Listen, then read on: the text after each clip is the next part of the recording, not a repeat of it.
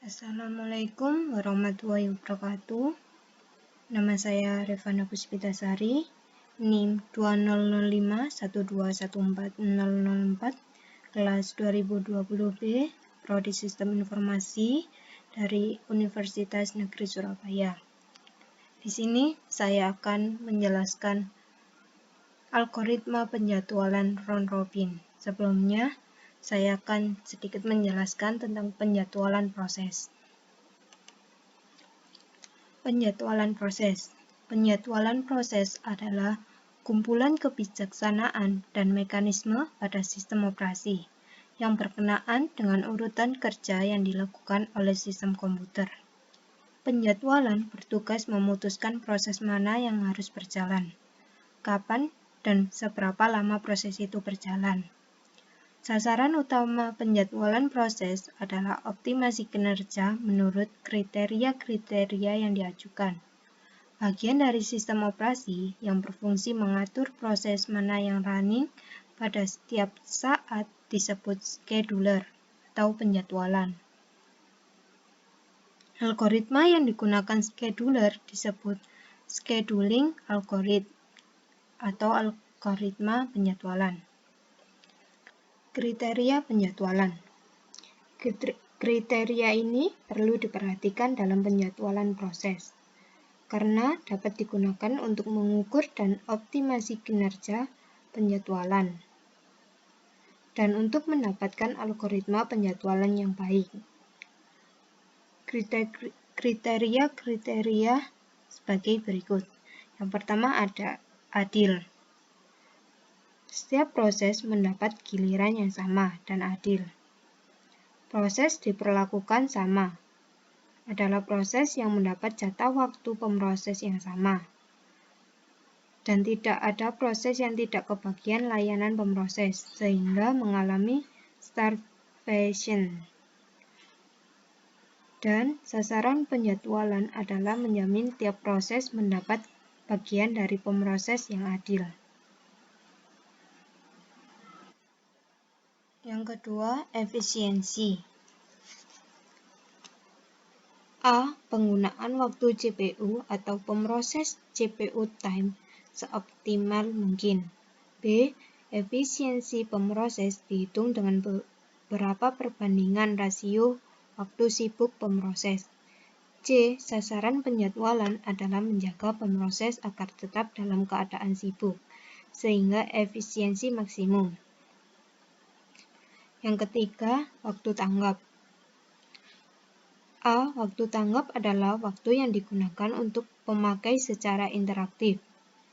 B. Waktu yang dihabiskan dari saat karakter terakhir dari perintah dimasukkan program atau transaksi sampai hasil pertama muncul di layar terminal. C. Sasaran penjadwalan adalah meminimalkan waktu tanggap. Yang keempat, waktu eksekusi total, turnaround time. A. Fungsi turnaround time adalah meminimalkan waktu tunggu dari mulai proses datang sampai proses tersebut selesai running. B. Turnaround time adalah waktu yang dihabiskan dari saat program atau job mulai masuk ke sistem sampai proses diselesaikan sistem. Rumusnya adalah turnaround time sama dengan waktu eksekusi ditambah waktu tunggu. C. Sasaran penjadwalan adalah meminimalkan turnaround time. Yang kelima, throughput. Throughput adalah jumlah kerja atau job yang dapat diselesaikan dalam waktu 1 unit waktu. Cara mengekspresikan throughput adalah dengan jumlah job pemakai yang dapat dieksekusi dalam 1 unit waktu. Lebih tinggi angka throughput, lebih banyak kerja yang dilakukan sistem. Sasaran penjadwalan adalah memaksimalkan jumlah job yang diproses per 1 unit atau internal waktu.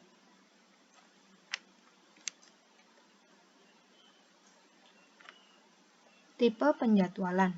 ada 3. Yang pertama, penjadwalan jangka pendek. Penjadwalan jangka pendek. Penjadwalan ini bertugas menjadwalkan alokasi pemroses di antara proses-proses ready yang terdapat di memori utama.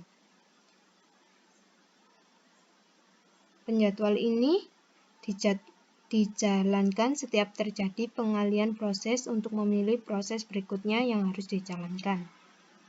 Yang kedua, penjadwalan jangka menengah. Penjadwalan ini bertugas menangani proses-proses swapping. Swapping ini adalah aktivitas pemindahan proses-proses yang tertunda dari memori utama ke memori sekunder. Penjadwalan ini mengendalikan transisi dari suspend to ready, dari keadaan suspend ke ready, proses-proses swapping. Yang ketiga, penjadwalan jangka panjang. Penjadwalan ini bekerja terhadap antrean batch dan memilih batch berikutnya yang harus dieksekusi. Sasaran utama penjadwalan jangka panjang adalah memberi keseimbangan job-job agar tetap sibuk. Strategi penjadwalan. Yang pertama, penjadwalan non-preemptive, run to completion. Penjadwalan di mana proses diberi jatah waktu pemroses, maka pemroses tidak dapat diambil oleh proses lain sampai proses itu selesai. Yang kedua, penjadwalan preemptive. Penjadwalan di mana proses diberi jatah waktu pemroses, maka pemroses dapat diambil alih proses lain, sehingga proses di sela-sela sebelum selesai dan harus dilanjutkan menunggu jatah waktu pemroses tiba kembali pada proses itu.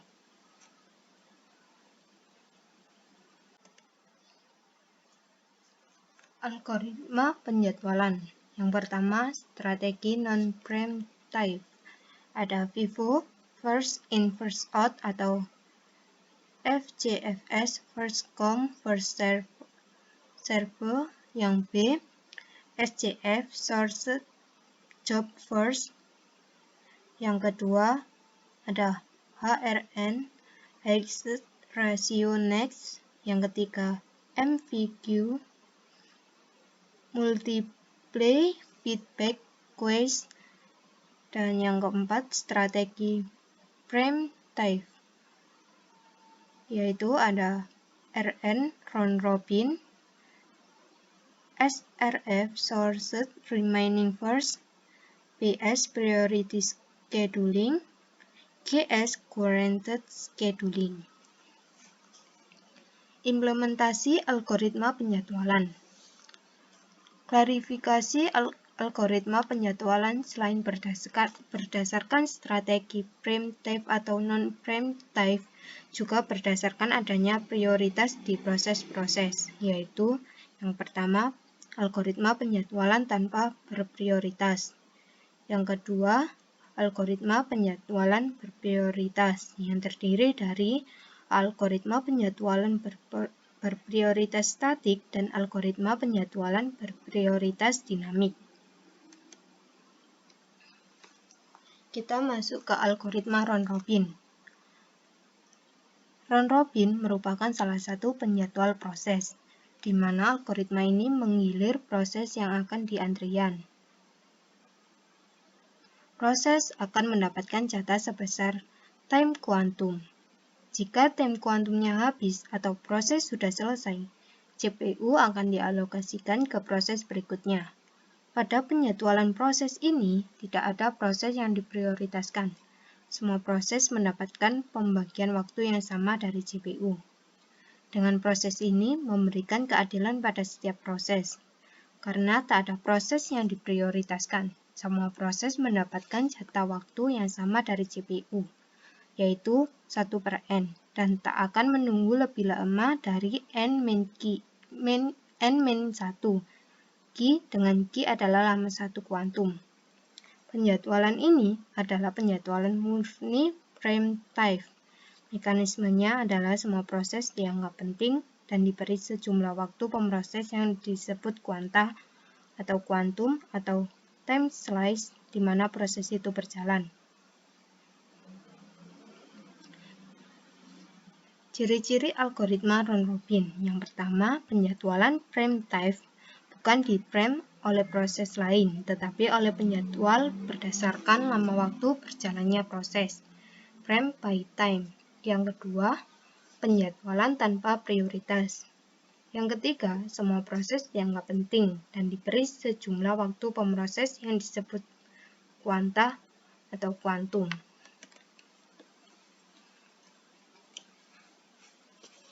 Ketentuan round-robin. Jika kuantum dan proses belum selesai, maka proses menjadi runnable dan pemroses dialihkan ke proses lain.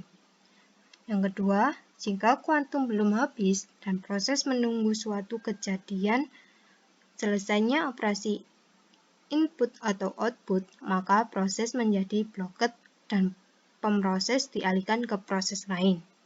Yang ketiga, jika kuantum belum habis tapi proses telah selesai, maka proses diakhiri dan pemroses dialihkan ke proses lain. Permasalahan yang terjadi adalah dalam menentukan kuanta. Yang pertama, jika kuanta terlalu besar menyebabkan waktu anggap besar dan turnaround time rendah. Yang kedua, jika kuanta terlalu kecil menyebabkan peralihan proses terlalu banyak sehingga menurunkan efisiensi pemroses. Contoh algoritma penjadwalan round-robin. Di sini sudah ada tabel yang berisi proses P1, P2, P3 yang akan diproses nantinya. Burst time adalah waktu untuk menyelesaikan prosesnya, waktu kedatangan, dan quantum time, yaitu batas proses atau waktu setiap proses. Di sini ada Gantt chart, yaitu grafik yang digunakan untuk menunjukkan tugas-tugas pemroses dan waktu pelaksanaannya.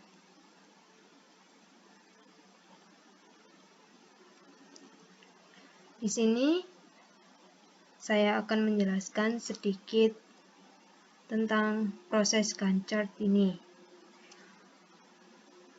P1 berwarna biru, P2 berwarna hijau, dan P3 berwarna merah. Yang pertama kali diproses adalah yang pertama kali datang.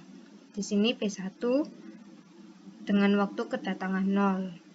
P1 ini datang pertama kali, jadi kita proses duluan sebesar 5 detik sesuai dengan quantum time. Di sini 1, 2, 3, 4, 5. Lalu sebelum P1 selesai 1 detik, datanglah P2 dengan waktu kedatangan 4 detik. Selanjutnya kita akan memproses P2 selama quantum time 5 detik. Jadi 1, 2, 3, 4, 5.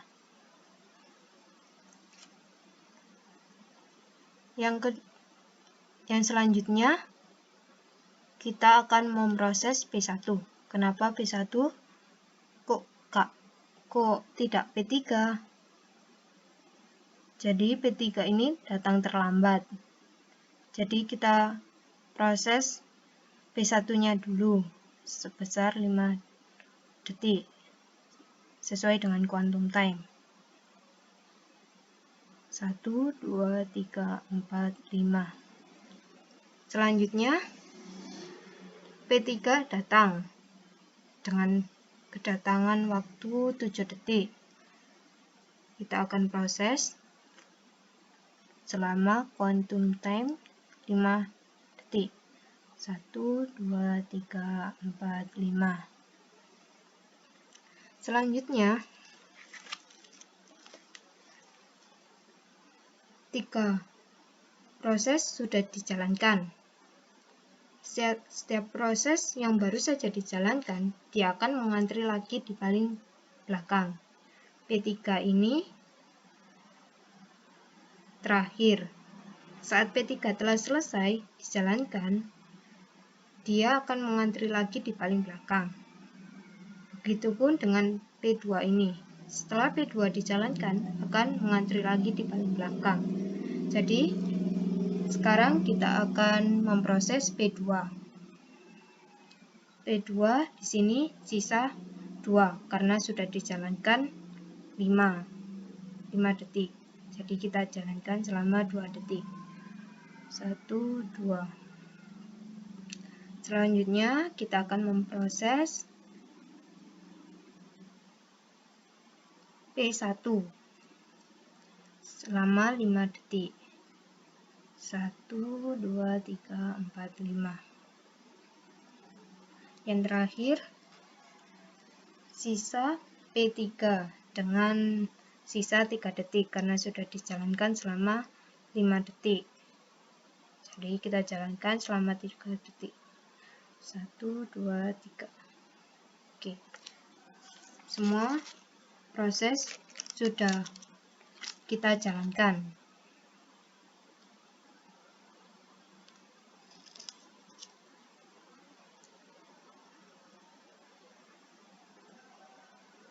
Semua proses sudah dijalankan dan ini sudah jadi gancarnya. Selanjutnya kita akan menghitung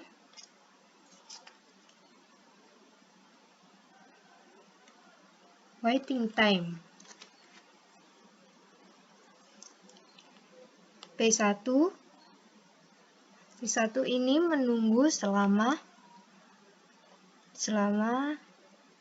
P1 ini 5 ditambah 5 ditambah 2. Jadi 12. P2 menunggu selama P2 warna hijau ya, 5 ditambah 5 ditambah 5 jadi 15. Karena dia telat datang selama 4 detik, jadi dia tidak menunggu, jadi dikurangi 15 dikurangi 4 sama dengan 11. Selanjutnya P3 menunggu selama 15 detik, menunggu lagi selama 7 detik, jadi 22. Karena dia datang terlambat juga selama 7 detik, jadi dikurangi 7 detik. 22 dikurangi 7 sama dengan 15. Jadi kita rata-rata. Kita rata-rata di sini kita jumlahkan semua P1, P2, P3. 12 ditambah 11 ditambah 15 sama dengan 38.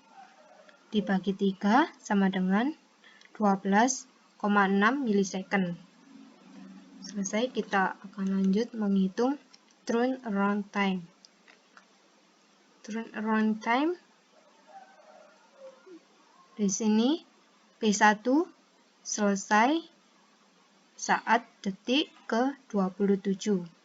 P1 warna biru selesai di detik 27. Jadi P1 turnaround time-nya 27 detik. P2 di sini warna hijau selama 22 detik. Jadi P2 turnaround time P2 sama dengan 22.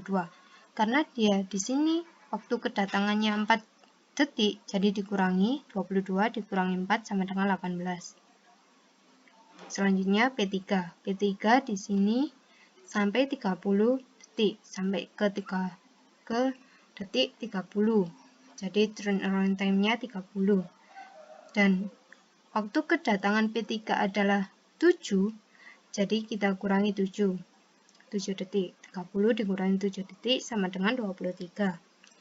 Kita rata-rata P1, P2, P3, 27 ditambah 18 ditambah 23 sama dengan 68. Kita bagi 3 sama dengan 22,6 milisecond. Selanjutnya, implementasi round robin dalam kehidupan. Di sini ada lomba cerdas cermat. Lomba cerdas cermat, salah satu ketentuan lomba cerdas cermat yaitu masing-masing tim diberikan waktu untuk menjawab selama 5 detik. Tim siapa yang akan menjawab terlebih dahulu adalah tim yang pertama kali memencet tombol bel. Dan ketika tim itu salah menjawab,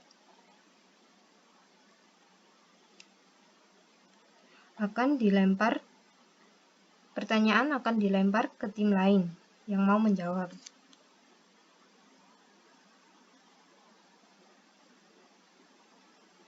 Masing-masing tim diberikan waktu selama 5 detik untuk menjawab.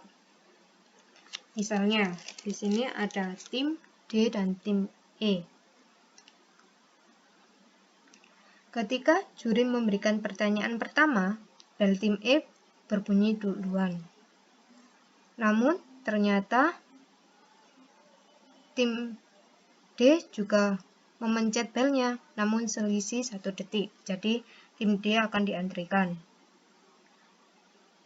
Tim E akan diberikan kesempatan menjawab terlebih dahulu. Jika tim E salah atau waktu tim E 5 detik selesai tapi tim E belum menjawab, pertanyaan akan dilempar ke tim D yang sudah mengantri.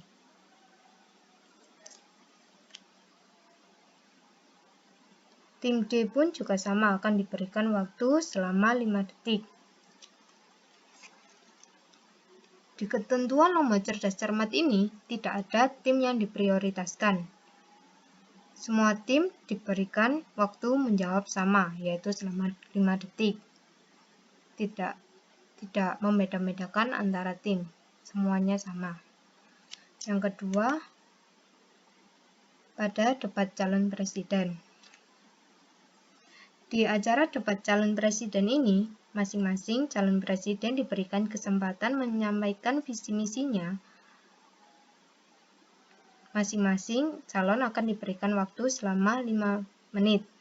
Misalnya, kandidat calon presiden nomor urut 1 diberikan kesempatan menyampaikan visi misinya terlebih dahulu selama 5 menit.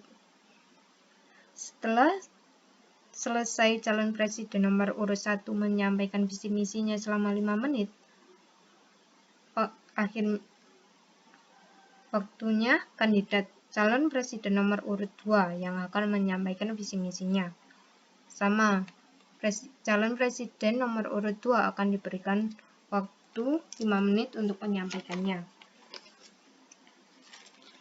Tidak ada calon presiden yang diprioritaskan, semuanya sama. Durasi waktu yang diberikan pada masing-masing calon presiden pun sama, selama 5 menit. Baik, sekian presentasi dari saya. Kurang lebihnya mohon maaf. Mohon maaf bila ada salah kata. Wassalamualaikum warahmatullahi wabarakatuh.